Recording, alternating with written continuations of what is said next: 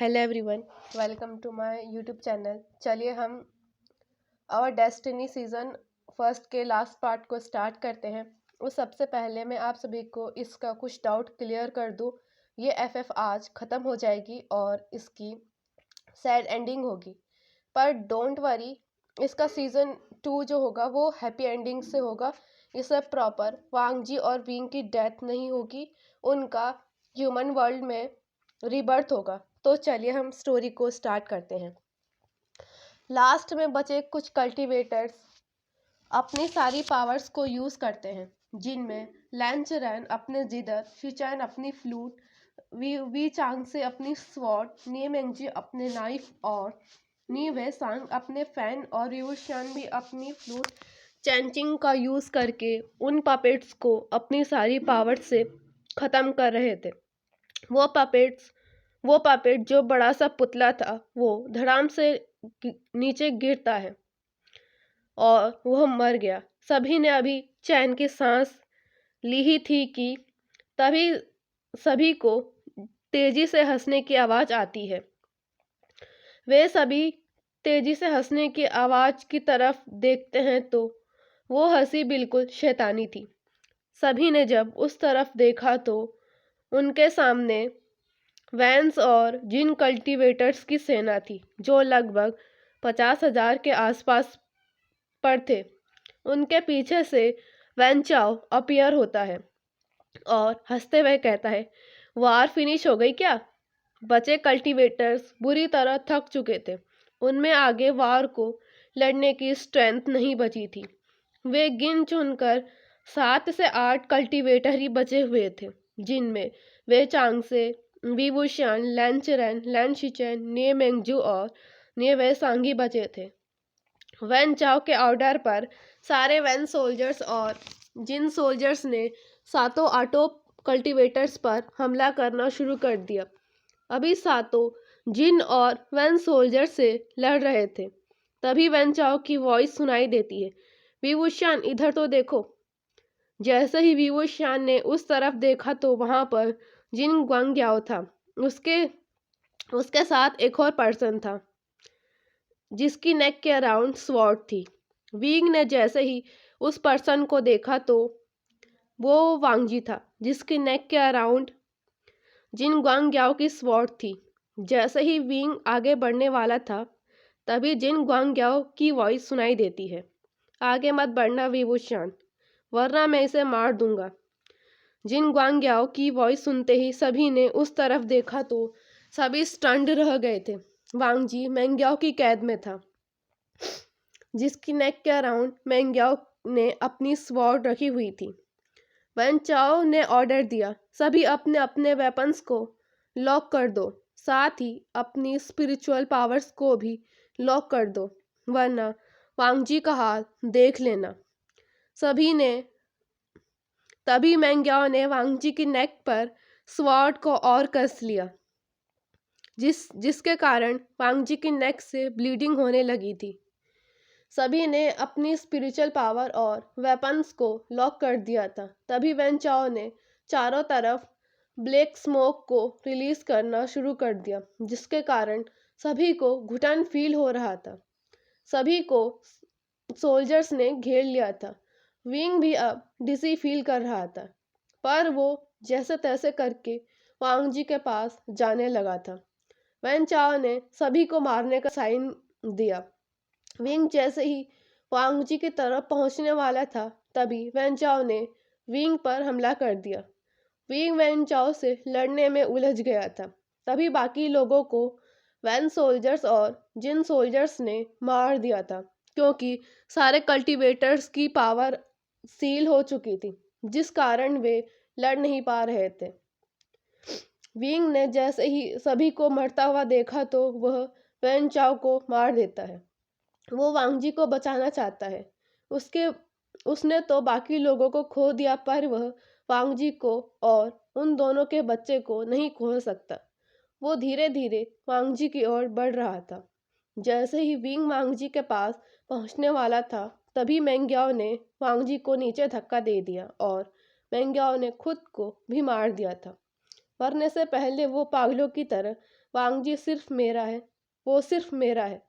वो मेरा नहीं हुआ तो मैं उसे किसी और का नहीं होने दूंगा। मैंग्याओ बस यही रट रहा था। विंग भी वांगजी को बचाने के लिए नीचे कूद गया।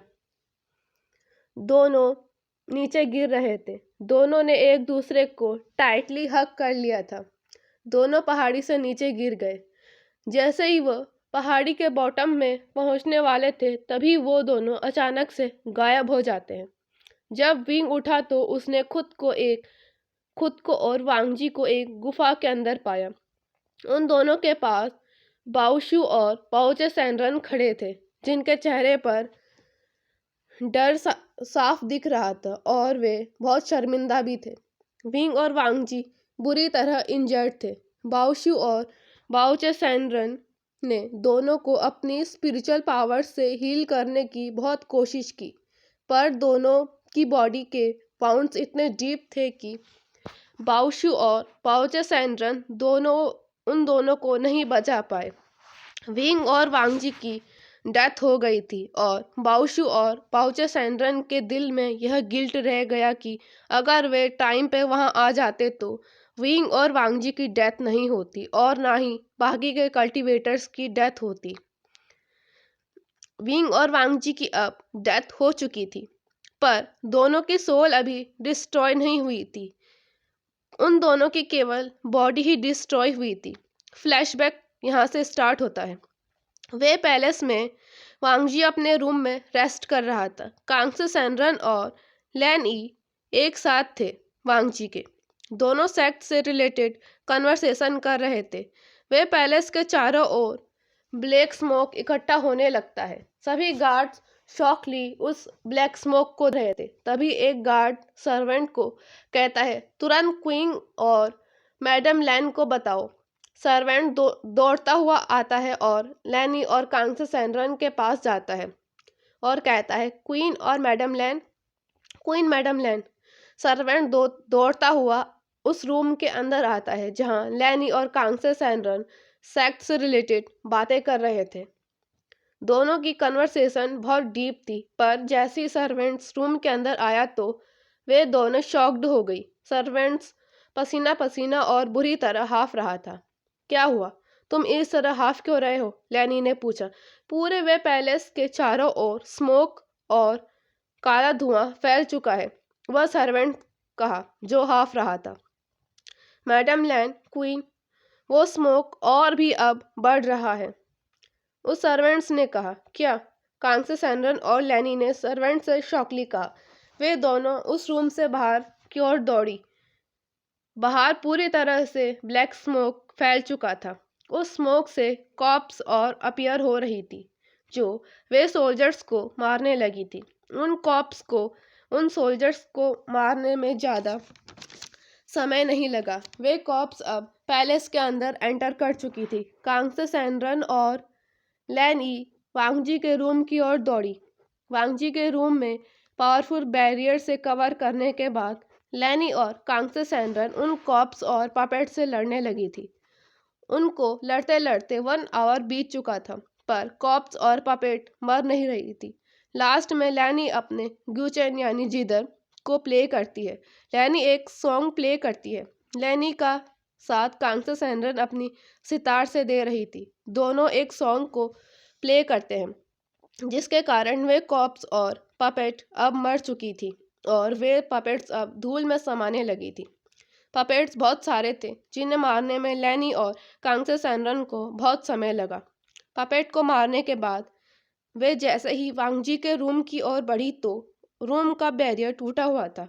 दोनों रूम के अंदर दौड़कर गई तो वांगजी हवा में उड़ रहा था और एक किनारे पर मैंग्याओ खड़ा था, जो एक इविल स्माइल कर रहा था। तुमने बैरियर कैसे तोड़ा? लैनी ने गुस्से में कहा। वो जैसे ही मैंग्याओ पर अटैक करने वाली थी, तभी मैंग्याओ ने एक फ्लूट को बजाना शुरू कर दिया। लैनी और कांगसे सैनरन बहुत थक चुकी थी, जिस कारण वे उस म्यूजिक का विरोध नहीं कर पा रही थी। वांगजी इस समय बेहोश था, जिसके कारण उसे फ्लूट की साउंड सुनाई नहीं दे रही थी। कांगसे सैनरन और लैनी की ब्रीदिंग में अब प्रॉब्लम होने लगी थी और कुछ देर बाद लैनी और कांगसे सैनरन की भी डेथ हो गई। मैंग्याओ ने पूरा वे पैलेस डिस्ट्रॉय कर दिया था। वहां पर एक भी चीज नहीं बची थी। वांगजी को जब होश आया तो वह मैंग्याओ की कैद में था और वांगजी के चारों ओर कॉप्स थी जो बहुत हॉरिबल और डरावनी लग रही थी। मैंग्याओ वांगजी को लेकर उसी पहाड़ी पर पहुंच गया था जहां पर वैन चाओ और वैंस और जिन आर्मी थी। बाओशु और बाओचे सैनरन इमोर्टल थे जो किसी जरूरी काम से दूसरे वर्ल्ड गए थे। पर जब वे दोनों वापस आए तो सब कुछ खत्म हो चुका था। सब मारे जा चुके थे। विंग और वांगजी की सोल अभी डिस्ट्रॉय नहीं हुई थी जिसे बाओशु और बाओचे सैंड्रन ने अपनी पावर का यूज करके ह्यूमन वर्ल्ड भेज दिया था ताकि उस सोल को कोई इविल पर्सन मिसयूज ना कर पाए। इसी के साथ हमारी आवर डेस्टिनी सीजन 1 का फर्स्ट सीजन खत्म होता है और मैं कुछ दिन बाद इसका सीजन 2 एक्सप्लेन कर दूंगी और डोंट वरी, इस पूरे सीजन की हैप्पी एंडिंग होगी। ये सीजन फर्स्ट था